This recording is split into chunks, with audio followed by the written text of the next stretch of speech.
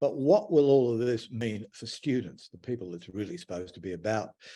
I'm joined by Diana Tolmie from, sorry, Amanda, start again. You're fine. Go when you're ready. Queensland Conservatorium at Griffith U. But what will all this mean for students, the people this is supposed to be all about? I'm joined by Diana Tolmie from the Queensland Conservatorium at Griffith University. She teaches professional practice largely to music students. Diana, you've had a quick look at the first stage of the report. What's relevant in it for your students? A fair bit, I think, particularly with the work integrated learning, the employability references. Quite delighted that they're getting rid of the 50% fail pass rule, in addition to revising that jobs ready package as well. I think what I find really interesting for our musicians is that right from first year, they're starting to insert themselves into the industry or becoming industry active. What I'd be more curious to sort of see is how they develop their work integrated learning processes. And also there was mention of trying to have deeper understanding of transferable skills or skills in general. And mapping that, and from my perspective, how I could see it roll out is that you could actually count the work that they're actually doing within their degree. What I'm also noticing is that because there's a heavy interest, and this has been burbling away, but it's just nice to see it articulated in combining industry and having industry much more involved with students' education, those lines between higher education and industry will blur. The ramifications on that will be for the practicing academics. So in other words, at the moment, we've got teaching research service or teaching scholarship service. And I do think down the track that may well have to be revised to have teaching industry and service, etc. And so what that then means is who's the educator?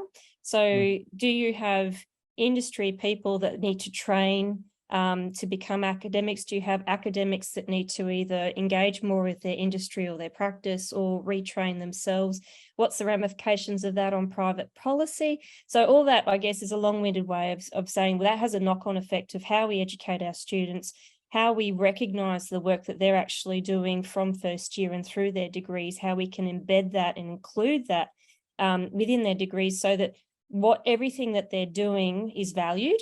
Everything that they're doing actually is inclusive of their degrees so that they don't feel that, okay, this degree is this annoying thing I have to do on the side. Well, I'm actually trying to get my career going. So again, that's through the very narrow lens of someone who works in the performing arts and also education, because 84% of our students go on to become teachers as well as performing artists as well.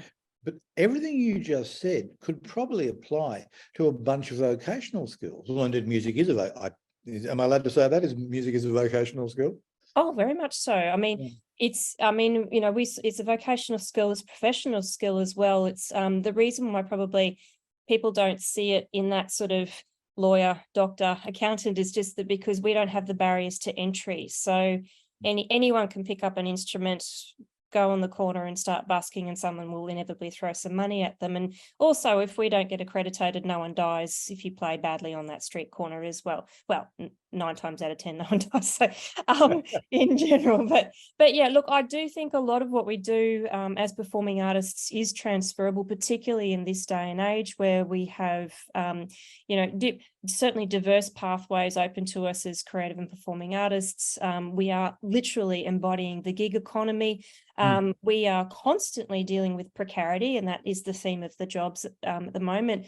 And also a recent study that I did of dual careers, so in other words, musicians who are also professions working in the profession. So they might be a dentist as well as a recording artist. They might be an optometrist as well as a music theatre pit musician. And these people, when I dug down and basically worked out what their transferable skills were, all of them came out screamingly as equivalent to the top 10 that the World Economic Forum Future of Jobs report basically came out as were the top 10 as well. And these weren't just cognitive skills, these were also the affective skills, the psychomotor skills. And so I think what that will also have ramifications for is how we design our courses, not using just the standard cognitive skills.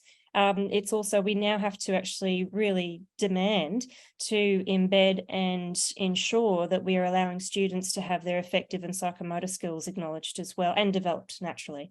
And emotional intelligence. You wrote a paper for Campus Morning Mail last year, which made me think of that these people have to be very resilient. Extremely resilient. And look, they've got one thing they do have going for them is that, and another thing that I found in my study is that they have that passion for their craft. They have also that calling, and that translates to a real zest and enthusiasm for what they do, and that's infectious in any kind of workplace. And it also acts as like as a resilience barrier to those inevitable knocks. And, you know, you've got your highs, but also have your lows. Doors slam shut in your face, they open up other ways in it. And what I try to do is basically sort of teach how to recognize opportunity for what it is, recognize that failure is not really failure, it's just a form of learning, how you learn from that, develop your skills, and then keep moving on and perhaps sort of go in different directions according to what the terrain is telling you and what your own skills and knowledges can be. You're recognizing your strengths, recognizing what you can develop. Do you or your colleagues talk to the TAFE system? There must be a bunch of stuff going on there that's relevant, but do you actually talk to them? To the TAFE people? Not formally, no. Funnily enough, I'm working with one fellow who kind of does what I do, but at TAFE, and he's in the Moulin Rouge band as well, playing guitar.